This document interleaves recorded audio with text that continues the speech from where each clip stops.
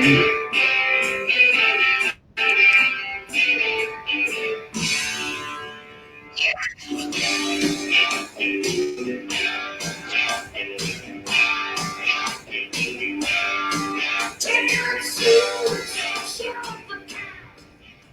and gentlemen, welcome to the Automotive Architect Sales Podcast. I am your host, Ron Garverick, and I got a special guest today. I've known this guy for about 11 years. I used to work with him at the newspaper back in Liberal, Kansas. I was a sales manager, and he worked in the press room. He's the one that printed the paper out. And I didn't know this till a couple of years later that he actually worked at the newspaper till I was going through a holiday Christmas picture that we all took when we had a dinner for the newspaper. And there was a skinny guy right next to me, and I didn't realize who the guy was till he started saying, well, wait, that's me. And then he brought his father, and I brought my wife to the event. And long story short, we've been working together for quite a while, and I just wanted to introduce this guy because he's a special person in my life. And this is probably the first time he's ever heard this, but I really appreciate what he's done for me, helping me in every day life that I go through because, he is a brother from another mother. And here is Joel Marquez. Joel, how are you this evening? Good. How's it going? Well, if I was any better, I'd be you. Man. So, Joel, what was that? You caught me tired. Yawning. I'm sorry. You're fine. Yeah, you've been doing quite a bit of that lately, even at work. But long story short, Joel, what makes you want to be in the car business? Before we even get to that, tell the listeners and the audience a little bit about yourself and how you got into the car business. All right. My name is Joel Marquez. I've been in the car business for almost 10 years now. It's funny how I got in the car business. I actually was a store manager at Rent-A-Center, sales as well. And one day I went to go do an oil change on my Cadillac at the Chevy house in Liberal, Kansas. And there's an older gentleman talking to a Hispanic guy, and he wasn't able to really talk to him. So I actually translated for him. And a little after the gentleman left, he offered me a job, talked to me and took me to his office and offered me a job for him. And it took me a little bit to convince me, but I ended up doing it, and I'm pretty happy that I did. So that's how I got in the car business. So you got in the car business just from getting an oil change. Well, what was something that was going through your mind when you were thinking about it, and the guy was saying, hey, have you ever thought about selling cars? What was going through your mind? Well, I was pretty excited. I've always liked the car industry. I've always wanted to sell cars, but I didn't know how to get into it. I figured you had to have a college degree and stuff like that, and I didn't even graduate, to be honest with you. I didn't even graduate high school, and I'm pretty proud of myself on what I've done and what I've accomplished. I was very happy when he offered me a position. I was scared to leave my job, but I spoke to back then she was my girlfriend, and pretty much got convinced to do it, and I did the transfer over, and I put 2 week notice, and he actually offered me a little bit of money to not do a 2 week notice, so I went ahead and gave a couple of days, told him to give me till Monday, and I went over. So that's how that happened.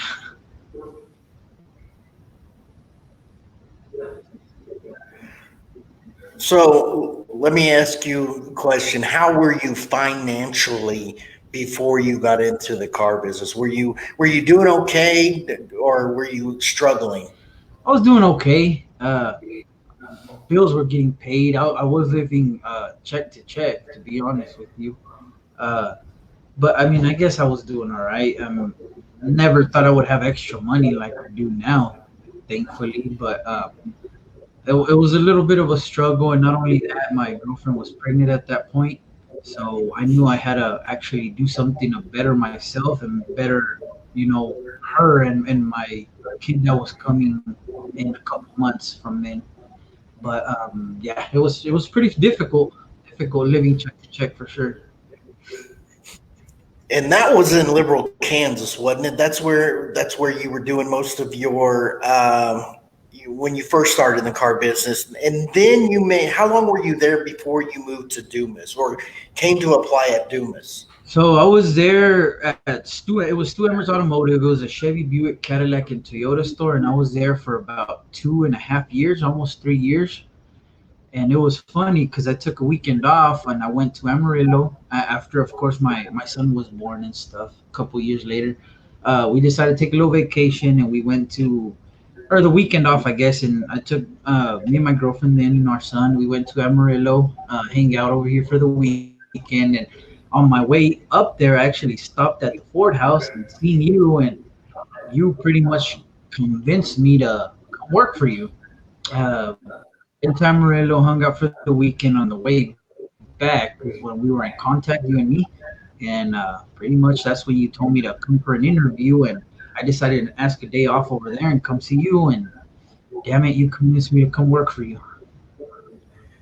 And folks, let's just keep in mind, I was only a salesperson when I hired Joel. I wasn't even in management. The GM didn't even want to interview, but he was complaining that we needed more salespeople. And the thing is when Joel came in, he was like, "Will you interview this guy? If you think he can work, then go right ahead and we'll hire him." Uh, so coming in as a salesperson, I closed you on, hey, this is a great place to work. This is a great opportunity. Um, you had to tell your wife. What'd you tell her when you went back to Liberal? Well, it was very scary. We did live with my parents at that point, so we were actually okay at that moment.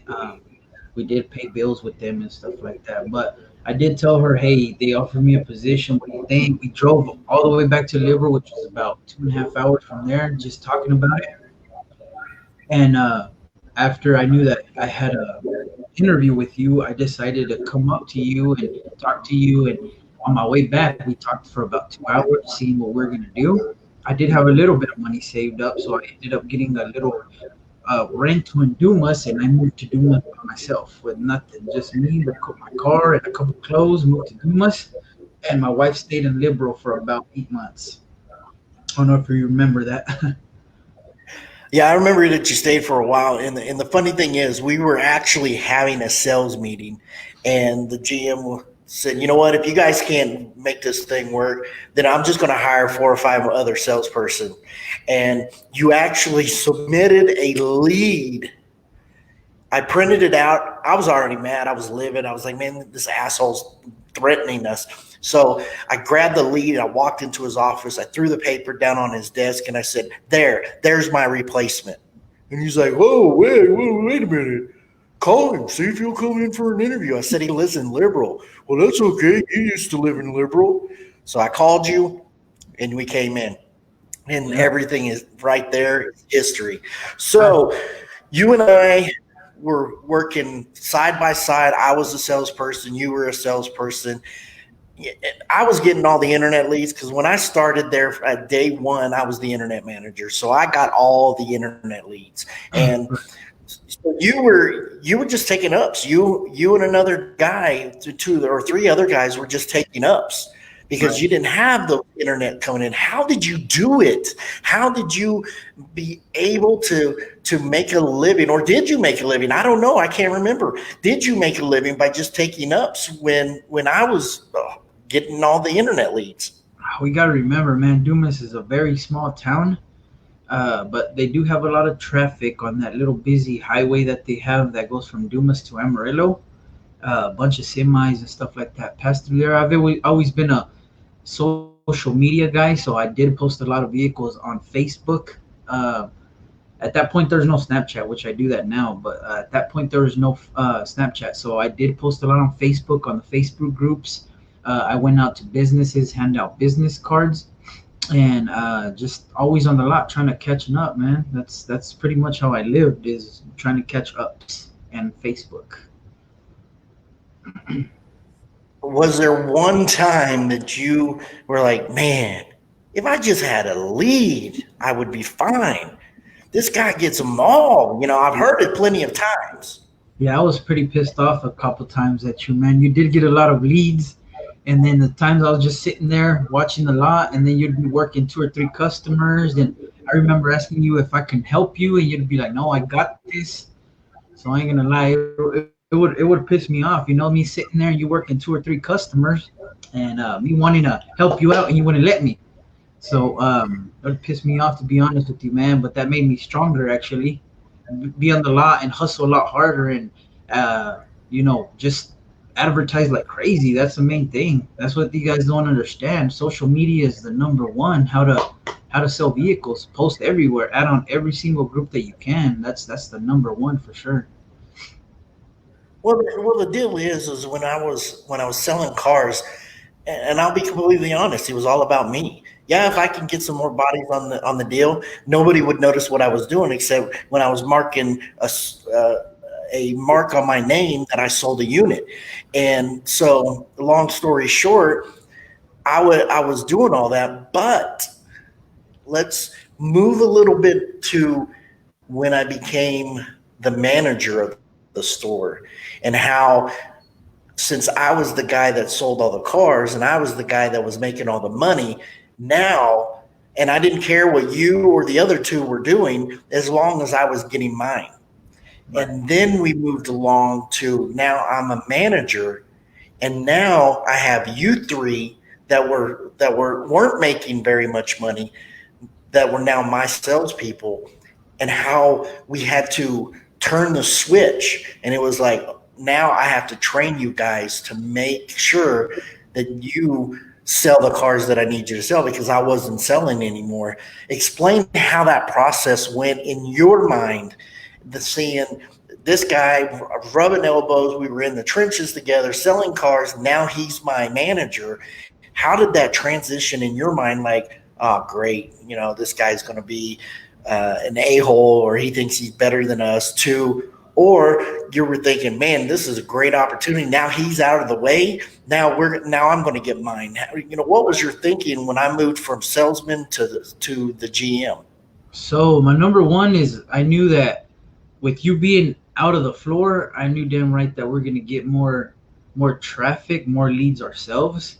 I was actually pretty excited that you were a manager, uh, because you're gonna clear off the floor, and then you would take care, or you would be in charge of all the internet leads and scatter them out how you should. The main thing was training, man. Training was a big thing to me. Yeah, at that point, I thought it was very fun just to sit there and hear you guys say the same thing over and over. But in the back of my head, I drilled it into my head, man, and it was the best thing, man. Just paying attention to you guys, especially you, man. You're the main one for sure. You'd always be telling us, getting on to us, and trying to have meetings and stuff. So I'm like, man, I just want to sell a car. I just want to go out there and sell a car. But you kept drilling into our head all this training stuff, and Oh, you were talking about you were talking about the 9 o'clock meetings, because before we were coming in at 9 o'clock. As soon as I became the GM, I was like, no, now everybody's coming in at 8 o'clock. yeah. And at 9 o'clock, I want you in my office because now we're training. Is that what you were talking about? That's the main thing. Every morning at 9 in the morning, have our meetings. Man, at that point, I would get pissed off, but it honestly is the best thing that's ever happened, man. Getting all those trainings. Training is the number one for sure, especially if you're a new guy. I mean, you could always learn, even if you're an old dog, a vet or whatever. There's always stuff that you can learn from somebody, man. I remember whenever you were out there selling two or three cars and I'm sitting there not doing nothing, I would be listening to you. That was the main thing, listening to the way you were doing it. I've always listened to you. I'd listen to Jemiah, all the other salesmen, whatever they had to say, I'd always drill it into my head and mix it into my own way. So that was the main thing that I learned from you for sure. So those meetings were boring, and yeah, it sucked having them. But I mean, there's always little bits and pieces that you drill into your head, and whenever you're talking to a customer, that it pops up, man. It's like a light bulb turns on, and then you use it, and that's one of the main things that you gotta drill into your head. That training is always gonna be the key for sure. So did you ever think when I was training you, going, man, this guy was just selling cars 2 months ago. Now he's telling me how to do my job. He's now telling me, "Oh, you got to ask all the questions. You got to go back to the trade appraisal. You got to do this." What does he think? Who did he think he is, or why is he telling me what to do when he was just a salesman a couple of weeks ago? Yeah, man. For sure, for sure, for sure. I thought that so many times. Like, man, he was selling I cars knew a couple months I ago. wouldn't be making any money unless I had you guys on the same page. And so now the funny thing is, we're at this new dealership. I'm the lead trainer, and I have you in the training every once in a while. It's like word for word. You can repeat everything that I say word for word because you've heard it for 11 years or practically. So, how important do you think with me that training is? How important? Because you've seen it from the day I became a manager till now. How passionate do you think I am? Oh, 100% passionate, man. And it's funny because a lot of the guys will be like, man, Ron's training again, again, again. But they see that growth is there, man. One of the main things is those trainings, if you drill it and pay attention the way it should, the growth will be there. That's what these guys are starting to realize. But yeah, man, I'm very passionate on training. It does get boring, but you can always pick up bits and pieces, like I said, and use them into everyday life situations and sales. And it's gonna make you money for sure. Gross is not a bad word. It's the main thing I've learned from you. Well, gross is not a dirty word. So many times, I've seen guys, even when I was a salesman, you guys weren't making the money that I was making. And I seen that when I became a manager. I was like, I got to do something. I got to do something to help these guys be profitable and be able to provide for their family. In the long run, it's you guys that are in the trench hole, you guys that are in the foxhole, and you're fighting. You're trying to overcome every objection, trying to close every deal because traffic wasn't really there. Traffic wasn't just coming by the tens and hundreds into our dealership. So the opportunities that we had with the customers coming in, and remember, I was one manager. We had a finance guy too. And I made the joke, we didn't want the finance guy to close the deal because he'd give up all the gross. So what it was is, I was working 1, 2, 3 deals. I couldn't really get up and go and close your deal for you. So that's why I kept embedding into you guys' head, close your own deals, close your own deals. And if not, then I would find a salesman on the floor to go out and close your deal for you. It just made you stronger. It's just made you better because that was your money that was being given away if we had to lose gross and if we had to give a car away. Right. Yeah, I 100% agree with you. Yeah, I hated that, man.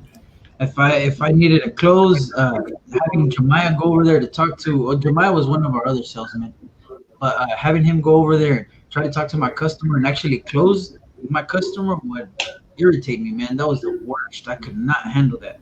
I would always try to do it myself, if not try to get you involved. But then whenever you tell him to come and close my deal, man, that would tick me off because I wanted to close it. I don't want no other salesman closing my deal. That was a major thing for me, is learning how to close your deal by yourself. That's the main thing, without giving up growth. So I learned that from you. Is growth is the main thing, and fight everywhere around it, for sure. It made you stronger. It made you realize, man, this is mine. This is my money. Why would I let somebody else close for me? And to educate the listeners, we didn't have the printed out pieces of paper with 9 different payments on it and 3 different terms and 3 different down payments. We actually did it old school with the 4 square with the green, the blue, and the red Sharpies. But my deal is I would do green, I would do blue, purple, yellow, orange, brown. I do every color that was in that box before I did the red pen. And the reason is I wanted you to close your own deals. Because I knew when I was a salesman, when I first started out, and I needed a manager TO. I would go and ask him to take a TO. He would run our customers out of the door. He would ask them to leave because of the question was, I'd buy this car if you pay my tax title license. I would buy this car if you would add 10. He would literally tell them to leave and or tell them to get the F out. And so I had to learn to close my own deals because I didn't want a manager to take a TO for me anymore. And if he did take a TO, if managers did take a TO, they don't even hear what the customer says. The customer can say, I'll buy the car if you put 10 on it, and they go back and take $1,000 off. Or they say, it's something that I need to talk to my wife about. They go and take $1,000 off the price. They never listened. And I've always preached there's only 4 reasons why a customer won't buy the car. It's the price, the payment, the product, or the person that's trying to sell it to them. So why take my gross? Who gives you the right to take my money out of my pocket? So I learned when I went back to the desk to talk to the customer, I learned to close my deals. I learned to fact find when it came to the customer's objections. And remember, an objection is only a complaint. An objection is only you haven't solved their problem. So once you solve their problem, you can hold that gross. You can hold that opportunity. If you're selling on price, if you're selling on payment, then you haven't done your job selling on value. Right. Right? I agree. Yes, sir. 100% for sure. Value is you got to learn how to bring out value in the vehicle that you're selling for sure, and price won't be an objection. Value is the number one for sure. So let me ask you this: you love selling cars. It's something that you're passionate about. Now, when you wake up in the morning and you look at yourself in the mirror, what gives you that motivation to go into that dealership and sell a car? What motivates you to get to that point? Well, see what I do, man. Like for sure, like I try to always advertise, like I said on Facebook. So if you advertise the way you should the day before, so then you start getting hits and stuff. By in the morning when you wake up, first thing you see is a couple customers interested in a vehicle or what's a good time for me to come in and stuff. That's my motivation, man. Right when I wake up, I open a message and I see somebody's interested in a car. That's what motivates me to like literally get up and start focusing 100% on the deal. 100% on what I got to do, how many customers are going to come in today, try to schedule them out right, not to come in at once, like scatter the schedule around. And yeah, just look in the mirror, tell yourself, I'm going to sell a car today. I want to sell 2 for sure, but 1 is a guaranteed car deal, and go from there. I mean, you always got to think about at least 1 car deal for the day. So we both can come to an agreement that we both, before we got into the car business, didn't make any money. We were barely getting by, working paycheck to paycheck. And I've used this saying before by a pro wrestler. He's from Texas. He said, I wined and dined with kings and queens, and I slept in an alley eating pork and beans. And I bring that into my life because where I came from, man, I lived in New York City, sleeping in my 1999 Ford Explorer show on 3rd Street on New York City with a McDonald's right next to me. And I can't stand eating McDonald's cheeseburgers anymore because I constantly ate those because that's all I could afford. And so getting into the car business, it's like money motivates me. If someone says, Ron, you can make this much money if you just push yourself, if you just start training yourself. That's what I've done. And you guys make fun of me going, he's rich or he's living in $1 million house. Man, when I got here to do this, I was living in a trailer, a 3-bedroom trailer house, paying $900 a month, living on $50 a week on food, eating ramen noodles and hot dogs and hamburger helper. And those are the 3 items that I hate to eat to this day because it brings me back when I got here and I was making $1,500 a month. Right. Having that guy knocking on my door saying, we're going to repo your car if you don't make a payment. And I know you lived that way when you first got to Dumas, because I know you were living pennies by the dollar trying to make ends meet. And where you are now, it makes me proud to see where you are now in your life, living in the house that you're living in, and driving the cars you're driving, and doing what you want to do with your money, with your family. I seen you today, and everybody looked happy. Everybody had clean clothes on. Everybody was just joyful, and I don't want to take credit for it, but to me it was like, man, where would he be if it wasn't for me putting a foot up in his butt, telling him I believed in him, telling him that I know you can do this. Do not make an excuse. I'm not going to listen to it. Get your head out of your rear end. Let's do it. And I make a joke when you would jack around and watch videos or watch UFC fights on your phone. I'm like, I'm going to call Corey. I'm going to tell her what you're doing, because when you go home and she asks you if you bought a car, I'm going to tell her, don't let him lie to you, because he had plenty of opportunities to pick up that phone and call his customers, but he chose to do this instead.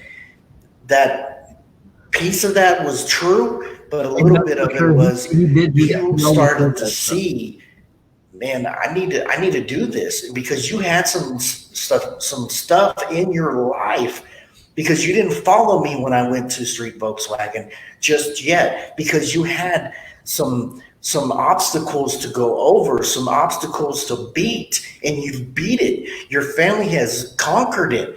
And I want to say right here for the record, I'm proud of you for not giving up on yourself, not being down on yourself, not being down on your family, not giving up on your wife or your children. You've done this, and I want to say I'm proud of you, because you could have gave it all up. The stress, the sleepless nights, the thing, worrying about the future, you didn't give it up. You fought. You found the fire to motivate yourself. And I want to say I give you lots of respect, because you didn't give up as a father or as a husband. Appreciate that, man. Yeah. A lot of these people don't know, man, the struggle we went through. When I first moved to Dumas, I started in a little 2-bedroom house, 1 restroom, pretty beat up home, man. And from there, I started moving up in the car business right there with Ron. Started making a little bit of money. From there, I ended up buying my first home. It was an $85,000 house, 3-bedroom, garage, 1 restroom. Lived there for about 2 years, and then what happened, what Ron is talking about, is actually my wife. We got married in October, and then in November, we found out she was pregnant. Very happy. And then December, the day of Christmas, we found out that she had stage 3 breast cancer. That's what Ron is talking about. It's a very difficult situation, because the doctors here in Amarillo wanted us to terminate the pregnancy to hit the cancer running fast. Try to get it out of her as soon as possible. Well, talking to my wife, she did not want to terminate the pregnancy. We ended up going to San Antonio for a second opinion. And actually, yesterday we celebrated my daughter's 3rd birthday, and my wife is doing 100% healthy. When Ron moved to Street Volkswagen, what he's talking about is he wanted me to go work for him, and I just couldn't do it because I couldn't use my insurance that I had on my wife, of course, due to her being sick and us traveling to Houston for her treatments at the hospital up there. MD Anderson is the name of that hospital. So that's one of the main things we're talking about, which is a very scary situation, but we conquered it. And my wife is 100% healthy. My daughter is 100% healthy. We celebrated her 3rd birthday yesterday. And last month we celebrated my wife's 27th birthday. That is phenomenal news, man. And so you mentioned the wedding part. I forgot about you getting married. Or not forgot about you getting married, but I forgot about you coming up to me and asking me for time off for your wedding, and the response that I gave you. And what was the response I told you? So check this out, guys. His response was, "You can take off the day of your wedding if you sell 15 cars before then." I And if you remember didn't, struggling, man, to try to get those cars out. If not, how was I not gonna make it to my own wedding? But I did it. I did sell the cars over me in a sale, and he actually let me take off. But it was a pretty stressful month. he was like, Ron, I'm getting married in the end of October. And I was like, and? You're like, I need the day off. And I said, well, I'll tell you what, you sell 15 cars before your wedding, then I'll let you take it off. And I actually told Corey the same thing. I said, and guys, the funny thing is, I was in the wedding. Yeah. So I'm telling a guy he can't go to his own wedding until he sells 15 cars. I would have been there at his wedding, and I'd be waiting for him to actually sell the 15 cars before he'd be able to come in. So it was funny. It was motivation. I had to find out what motivated him, and we both know I would have gave him. Well, maybe I would have gave him the day off. I don't know. Maybe. But I wanted him to understand that whatever motivated you, this motivated you to sell the 15 cars, and it happened, and I'm proud of you. So, before we go, I got a couple of things to ask you. Okay. And for the people that don't know, the people that watch our show or watch my show, listen to me on.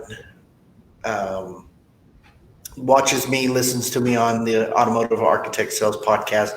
What is something that you could tell our listeners, people new to the Garverick Automotive Group, what is one thing you could tell them about me that they don't already know? Well, Ron is a great guy, man, for sure. He does get onto his people the way a manager should, which is awesome. A lot of people see him as an a-hole, but it is a funny way, man, how they respect him in that way. Because there's some managers out there that are a-holes and are not people don't respect them the way you should respect the manager, and everybody respects Ron. He's a great guy. He's loving, man. He, like I said, he can be punk sometimes, but he does it in a way that it's gonna be better for you, beneficial to you and your family. So I always hear his podcast all the time, and all the videos he puts out there. So please pay attention to him. He's a great guy. Like I said, I've known him for a very, very long time, and I've learned everything from him. I sell a lot of cars. I make a lot of money thanks to him. I owe him a lot, because without Ron hiring me for the first time, I wouldn't be where I am now. I have a $200,000 brand new house that I just purchased, and without Ron, I wouldn't be here, to be honest with you guys. So pay attention to everything he says. He's a great guy. He's an asshole, but in a good way. So pay attention to him, guys, for sure.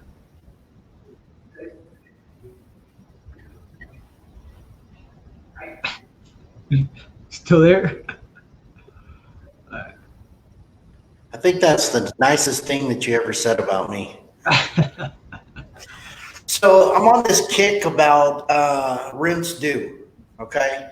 Rinse due. And it's about motivation. It's about, you watched that video a while ago?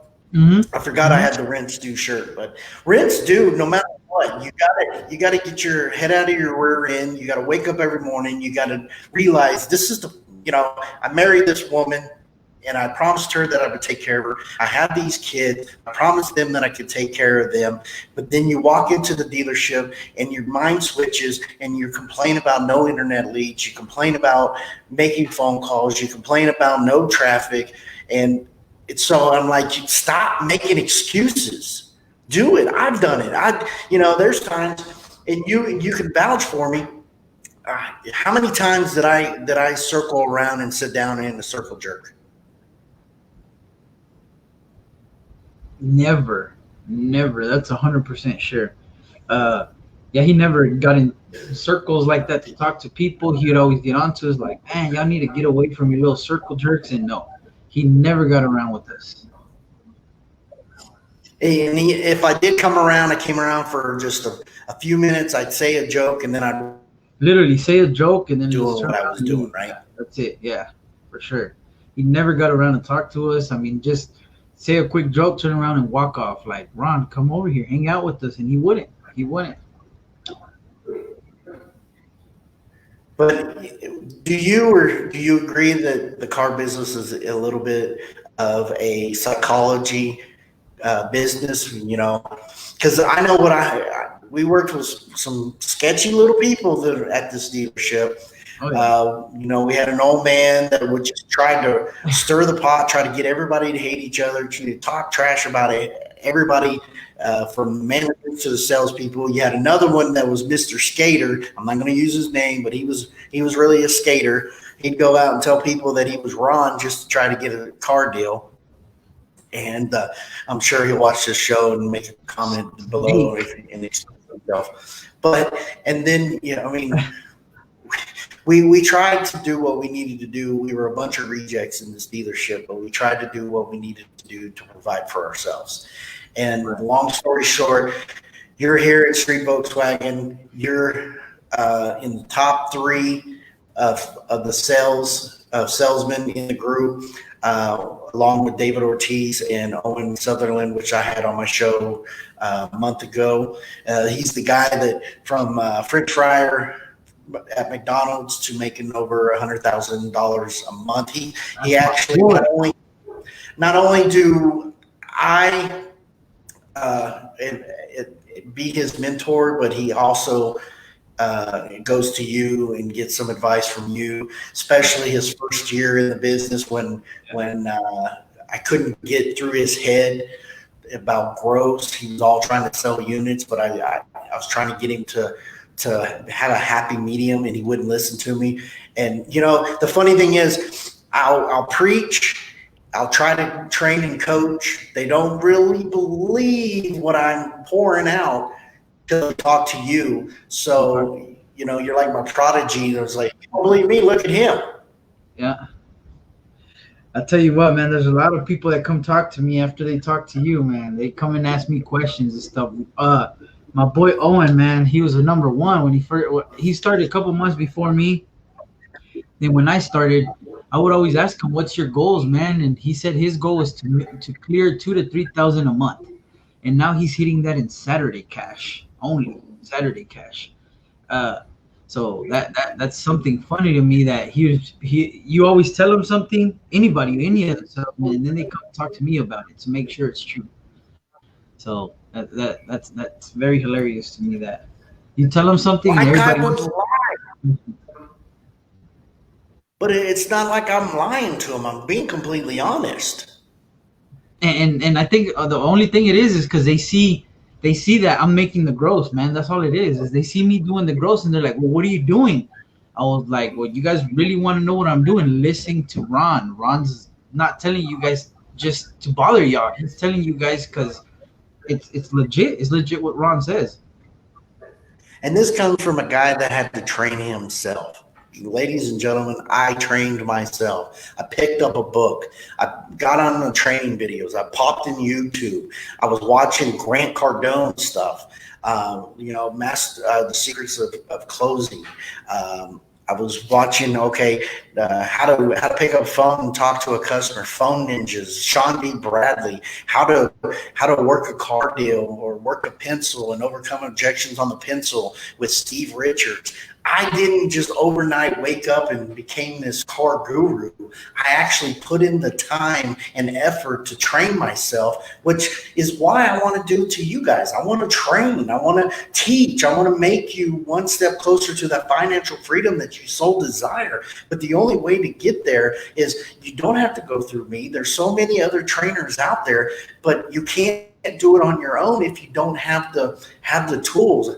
I can tell you to build a house, but if you don't have the proper tools to build the house, what are you going to do? How are you going to build the house? That is what the training is all about. And that's why I want to help and coach and train everybody. I'm not going to sugarcoat anything. I'm going to tell you how it is.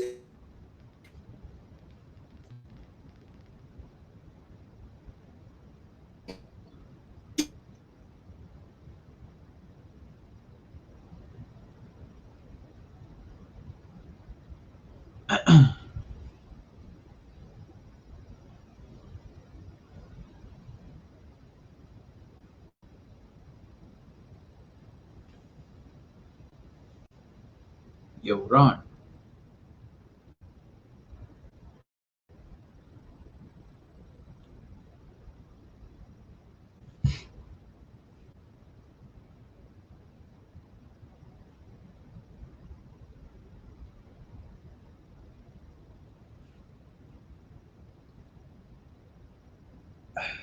¿Qué pasó, Ron? Can you hear me?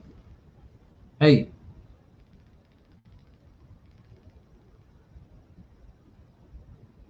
Hello, hello.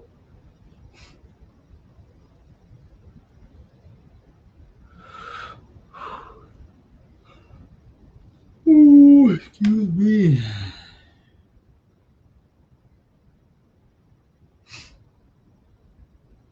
Hey. All right, we're back on. I'm sorry about that. We were talking about goals. I don't know where we left off before, but we are talking about goals. What is your 5-year goal, Joel?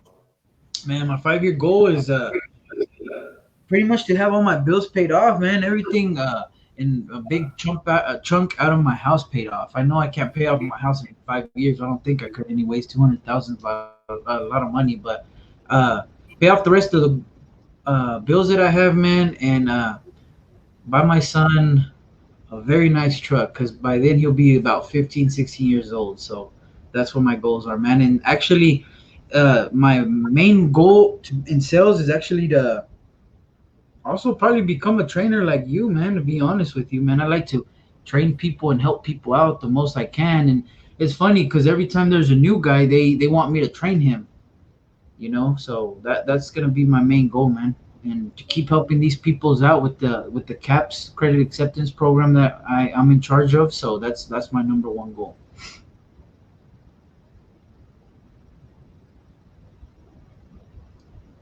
Can you hear me?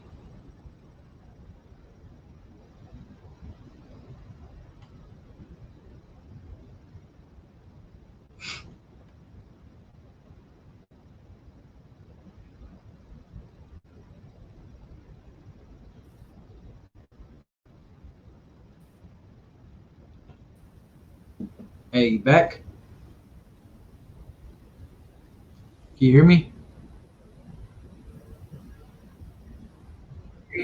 I can hear you. Can you? Yeah.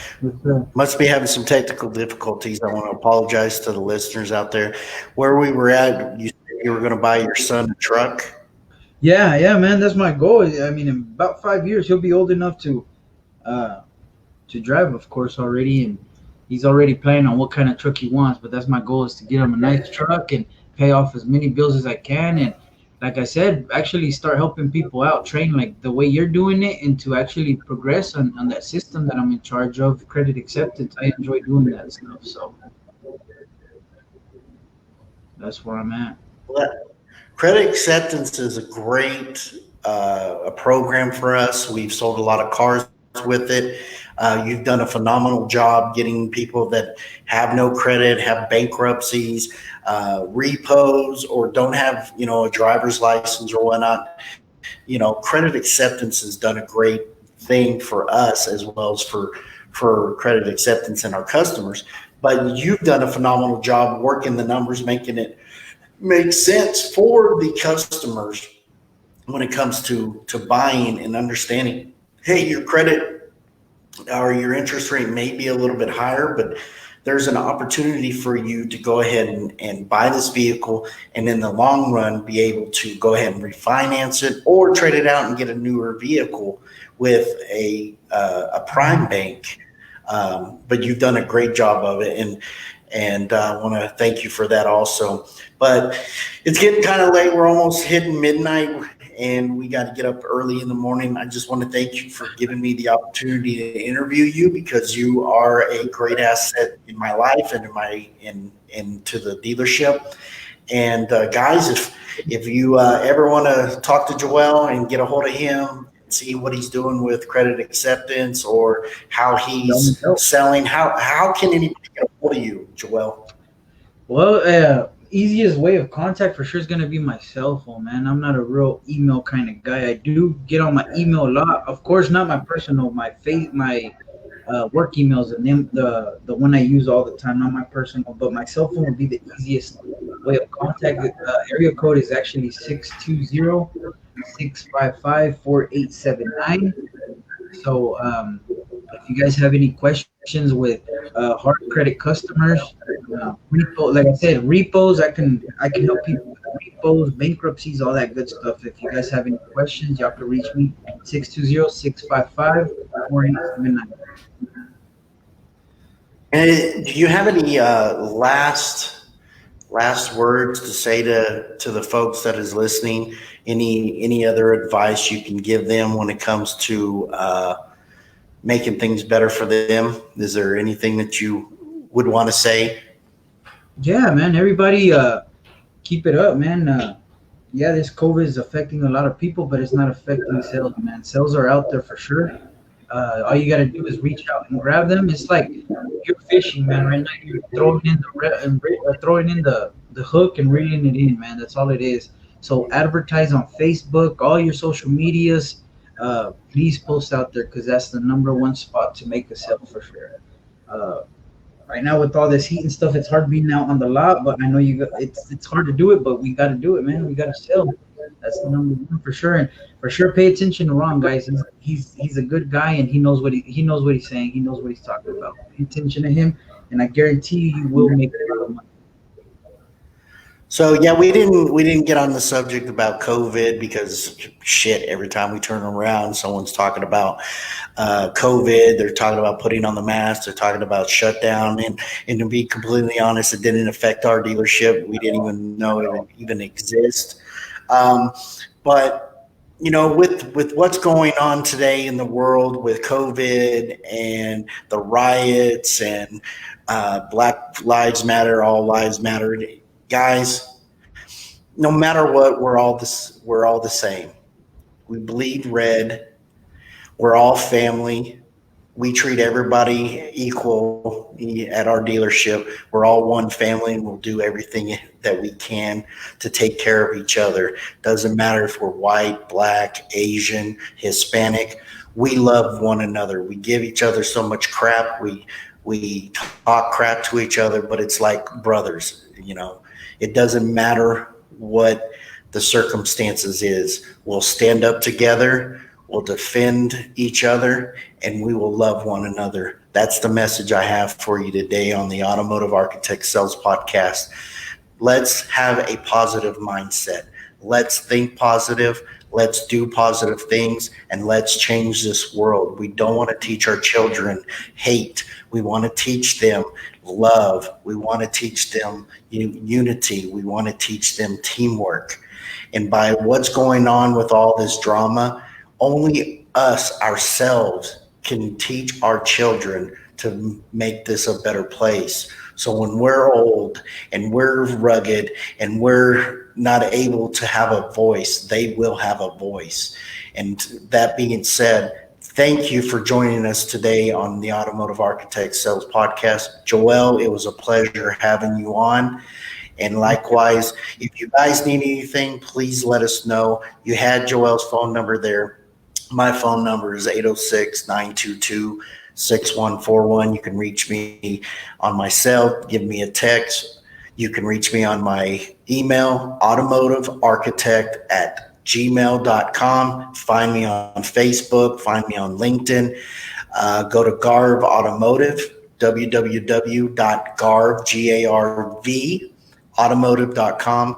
Let's talk. Let's get you ready to sell more cars and make more money. Joel, thank you once again. It was a pleasure having you on, and I'll see you tomorrow morning. All right, we'll see you. Y'all have a good night. Thank you. Thank you. We'll see you.